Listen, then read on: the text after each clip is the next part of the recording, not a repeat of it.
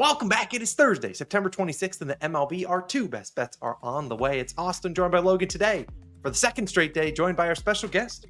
The room is here. A 3-0 sweep yesterday, exactly what the kids needed. Let's do a victory lap, Logan. D-backs team total over 4.5. That should have been a first five line. They crushed it. Trey Turner and Ohtani hit parlay. They both got the job done. Cash throw over and bases too. And then Rangers Athletics under 7.5. We looked dead early. There were 6 runs in the first 3 innings, and then they dried up. Finally, we got a little bit of luck to go our way on a total a 3-0 day, 6-0 run, and once you know, on the screen, Logan, we are in the green. Stop the count on the season. Let's hopefully have a 2-0 day and hopefully continue this momentum. And we'll see if we're betting in the postseason. We'll see how these next few days go. A shorter slate in the MLB today. I don't remember how many games, but we only have 2 picks. We actually don't even have a parlay of the day. Normally on big primetime NFL days like Thursday Night Football, we have a same game parlay that we do for that, a long shot over there. So no hit parlay today. We're just going to have a regular 2 picks, one from me, one from Logan, and then we'll hopefully go 2-0 and move to a Friday slate of cards where you'll see the hit parlay return. But I'm going to actually throw it to Logan. Great call and a little bit lucky out in Oakland yesterday. But hey, we'll take the luck any way we can get it. We haven't had any luck all season long. I'll let you lead things off. You got an early start, and you're not taking an under today. You're taking an over. Where are you going? Yeah, hopefully another total pick that works out for us. Knock on wood, been really good on the total so far. I'm taking the Cardinals and Rockies over 10.5, minus 108 odds on FanDuel. So I do like this over. I haven't really. I was talking to Austin this morning. Normally Coors Field is one of those ballparks I like to avoid like the plague. I don't think I've really picked many Rockies home games, either like them or their opponent. Just haven't touched Coors Field this year. So it feels right, this late into the year to go ahead and try my luck at Coors Field on a total. But both games of this series have gone under this total. Early game action has this one written with runs written all over it. So again, this does start at 3 p.m. So if you want to, 3 p.m. Eastern, if you want to go ahead and ride with us, do lock in this bet. But again, I like this over a lot in Coors Field. You see Coors Field with those 10.5, 11.5 totals typically. But these 2 starting pitchers are both liable to get rocked today. Let's talk about, it's the battle of the Kyles, actually, which is funny. Kyle Freeland starts for the Rockies, 4.95 ERA and a 1.37 whip for Kyle Freeland. Now, Kyle Freeland has allowed 7 hits in back-to-back starts, 3 and 4 earned runs in those games. If you look at his player props today, I mean, you can call it the Coors Field tax, but I mean, it's like 3.5 earned runs, still juiced to the over. So he is liable to give up 4+ himself, and his ERA is a little bit better at Coors Field. I don't know why, just maybe a smaller sample size there. But I think this is a Cardinals breakout spot once again against him.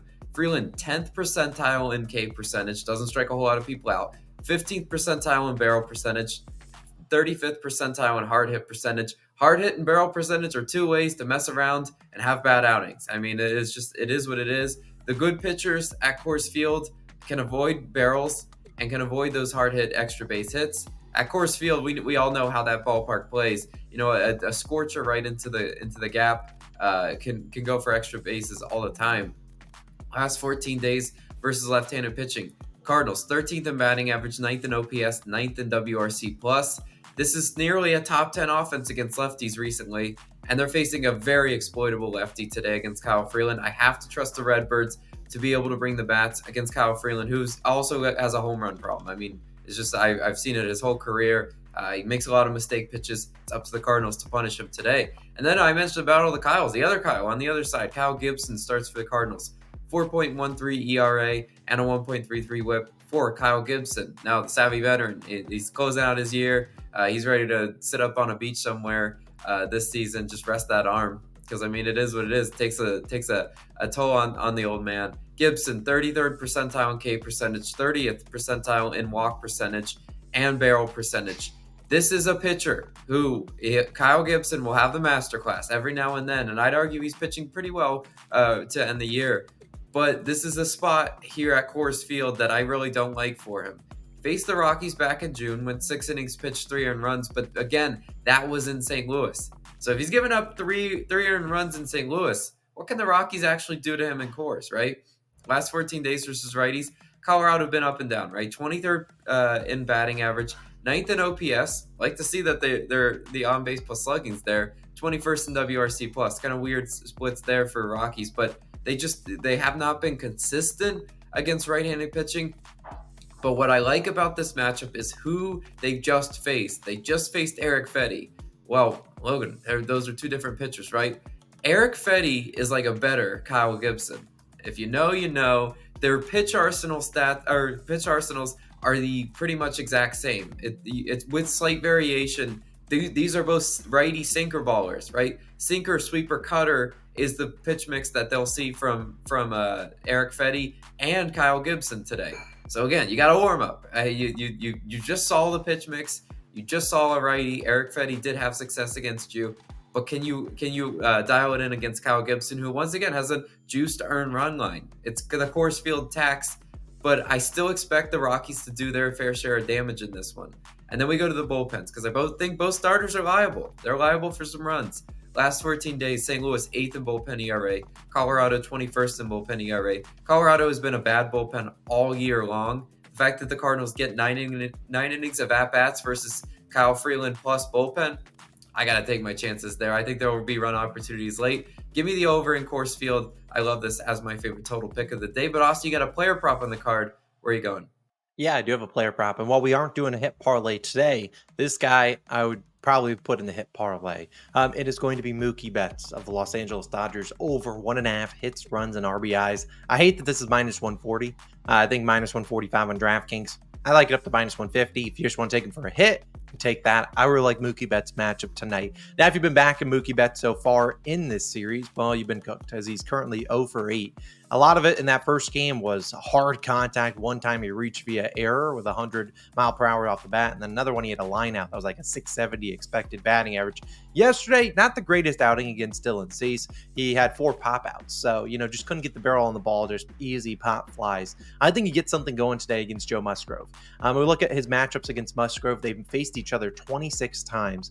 In those times, he's gone 7 for 21, batting .333. He has 3 doubles in there as well, plus 5 walks. So plus the 5 walks, the 7 hits, he's a .462 on base percentage versus Joe Musgrove. Pretty dang good for us. And look, while a walk doesn't help us out a ton here, if he can get on base, right behind him, Freddie Freeman, who against Joe Musgrove, 13 for 30 with 5 extra base hits. So not only could Mookie get on base, we need the guys behind him to hopefully to hit him in, and I like that spot for Freddie Freeman as well. Hopefully Mookie, if he's not driving in Shohei Ohtani, hopefully Freddie can help us out as well in there. But Musgrove, if you looked at him, he's been pretty bad on the road this season, allowing a .283 batting average on the road. This season in general at home and on the road, he's allowed a .275 batting average to righties. Combine those on the road versus righties, a .304 batting average, .260 to lefties as well. So he's really struggled here. Wouldn't shock me if he tries to pitch around Ohtani. I mean, we saw kind of Dylan Cease do that in his first AB against Ohtani. I thought our hit parlay was screwed, but he obviously scorched one. It's Ohtani. He's seeing the ball really well right now. I think we see Mookie have plenty of opportunities here. To right-handed batters, Joe Musgrove's going to throw 4 main pitches. He does throw a sinker 8% of the time. The sinker actually is Mookie's best pitch versus righties, but the other pitches, 4-seamer, sweeper, cutter, curveball. Mookie's decent splits versus all those. The best pitch out of them is the cutter. He's actually struggled against the sweeper, but that is Joe Musgrove's put-away pitch. That's what he tries to get those strikeouts on. So we'll see some of those, but you look at Mookie, he's like a 11% K rate or something like that. He's 98th percentile in K percentage. So he does not strike out all too often. If he can avoid striking out to Musgrove, I think he'll get plenty of pitches to hit, just about spoiling those good pitches or laying off of them. And I think we'll see Mookie have plenty of opportunities to get a hit here. I mean, this is a guy that's coming off 2 straight 0 for games. I'd argue the first game of the series, he probably should have hit there. Yesterday, he didn't really get any good contact, so not surprised he went hitless. I just would be shocked a guy as talented as Mookie Betts goes 3 straight games hitless. It's not the playoffs yet. It's before the playoffs. In the playoffs, count me out on Mookie. So apparently when he is not very good, but I won't consider that here. I think Mookie, all jokes aside, I really think he delivers us a hit here. I think we could see Ohtani maybe get on with the walk. We know Ohtani's potentially stealing, getting into scoring position. I think Mookie has plenty of chances tonight against Musgrove. If this game gets out of hand, maybe we see some bad Padres arms. They don't have a ton to play for these days, whereas the Dodgers still are trying to clinch home field advantage against the Phillies. They're, I believe, a half game above the Phillies. So we'll see if they want to go get that. and we'll see if Mookie can help him out. But I really like this matchup for him. Like I said, over 1.5 hits, runs, and RBI is my favorite pick over there. Logan's pick early on in the day is the Cardinals and Rockies over 10.5, which is minus 110 on DraftKings. Those are our 2 picks. Look, if we can go and bring out the brooms again, we don't normally bring it out for a 2-0 day, but if we extend a 6-0 run to 8-0, better believe the brooms will be out tomorrow. Let's hopefully have another good day. Hopefully you guys have been making some money with us these last 2 days. And as always, we have NFL picks. You should have seen Giants and Cowboys videos posted right before this one. Go check it out. I'll link it up right here. And then Logan and I talk through every week 4 game. I encourage you to tap into that. It's linked on the screen as well. You guys have a great day. It's awesome, Logan. We're signing out. Let's bring out the brooms again. Let's go 2-0. We'll see you in the next one. Peace.